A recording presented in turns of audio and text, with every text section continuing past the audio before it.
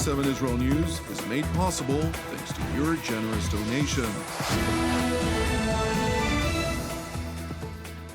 Shalom ve'erev tov, good evening. Welcome to our daily TV7 Israel News Bulletin broadcast from Jerusalem.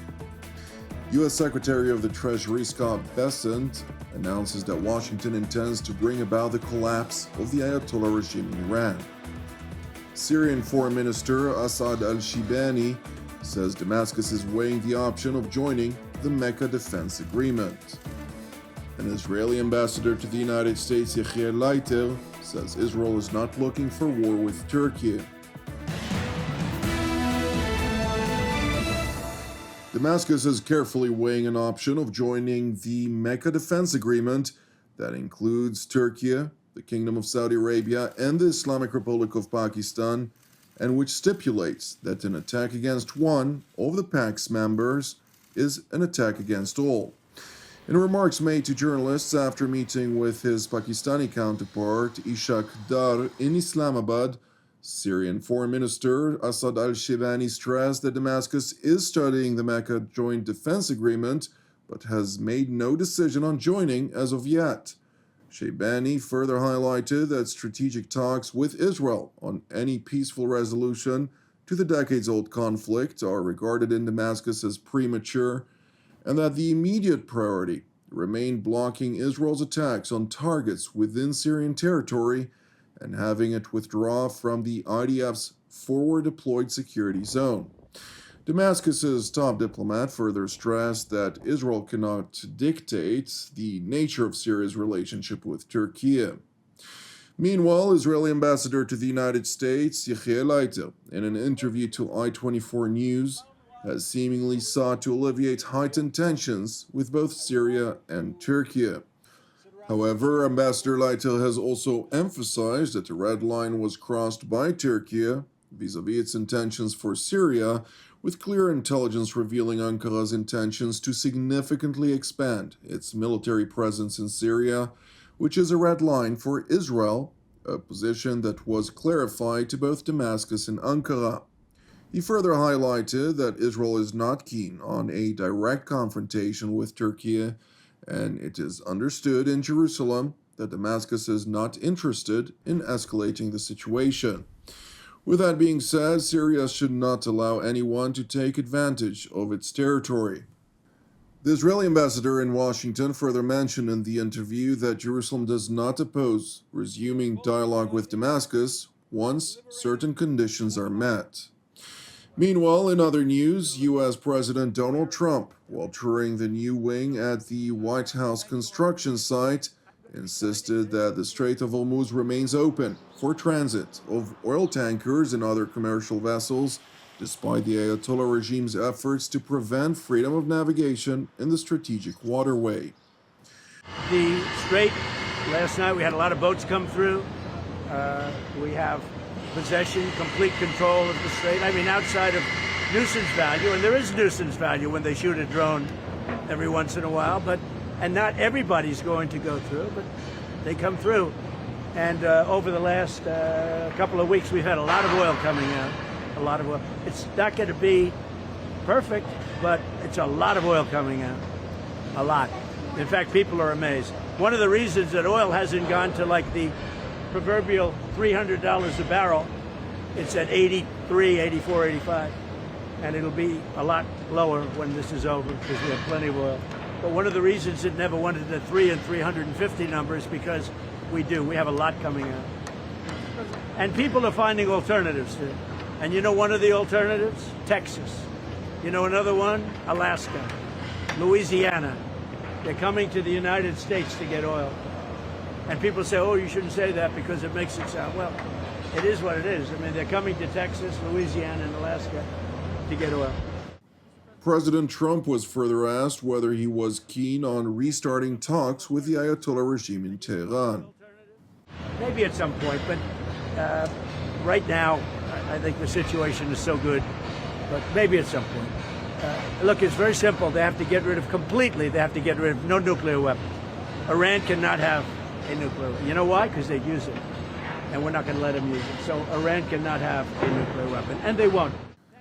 U.S. Secretary of the Treasury Scott Bessent, in an exclusive interview with CNBC, said he would hold a press conference on Monday to reveal Washington's plans as part of a major push vis-a-vis its economic warfare against the Ayatollah regime in Iran. Moreover, Secretary Bessent voiced his surprise by the rise of oil prices, insisting the market was misinterpreting Washington's intentions. I'll be holding a press conference on Monday to talk about exactly what we're going to do.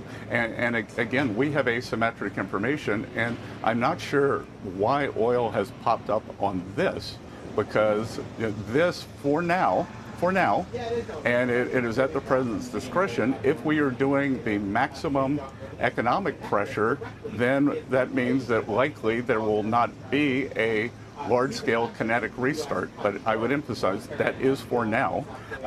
And look, we do have control of the strait. You would have seen media reports that large amounts of energy are getting out, and I think that we can continue doing that in the southern lane, and that I think oil markets are misinterpreting what this economic pressure means.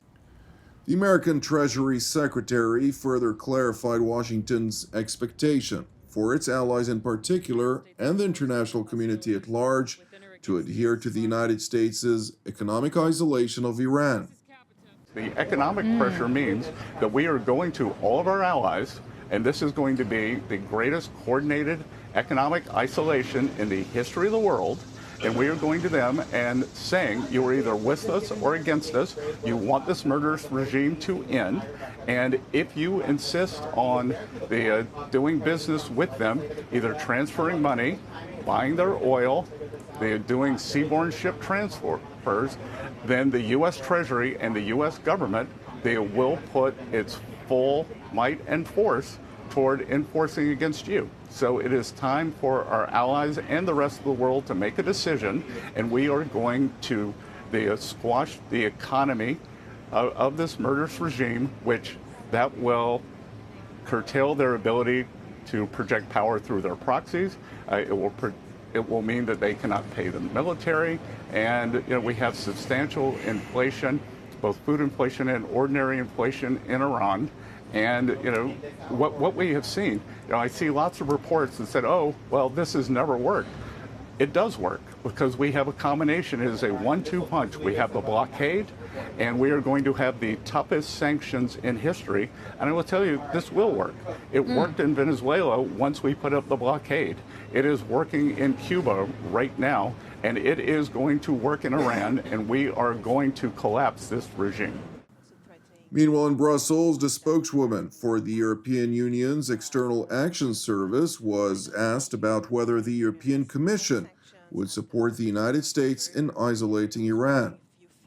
We want to call on restraint, for restraint by all sides, and also for renewed diplomatic efforts. From our perspective, only diplomacy can bring a sustainable solution to all outstanding issues, and we commend also the regional partners for their mediation efforts.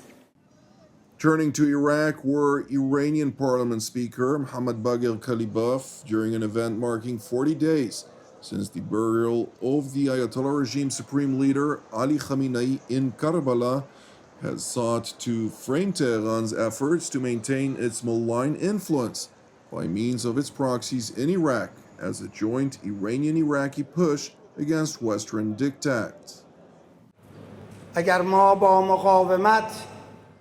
If, through resistance, the steadfastness of our peoples and mutual cooperation, we were able to establish security in our countries, we must now also unite in our commitment to the economic well-being of our two peoples and the development and progress of our two countries.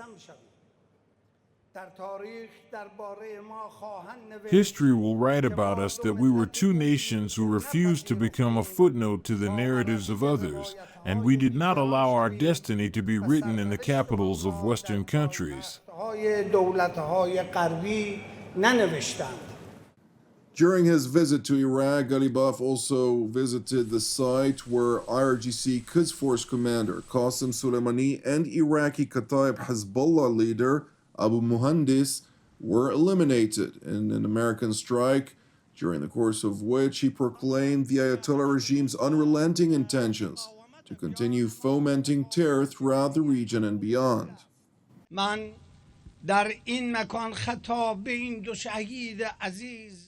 Here in this place, I say to these two dear martyrs, Iraqi paramilitary commander Abu Mahdi and dear Iranian military commander Qasem Soleimani, know that we and all those who believe in your cause in Iran and Iraq will not sit idle until your ideals are achieved, and we are ready to sacrifice our lives, wealth, and honor for this sacred path.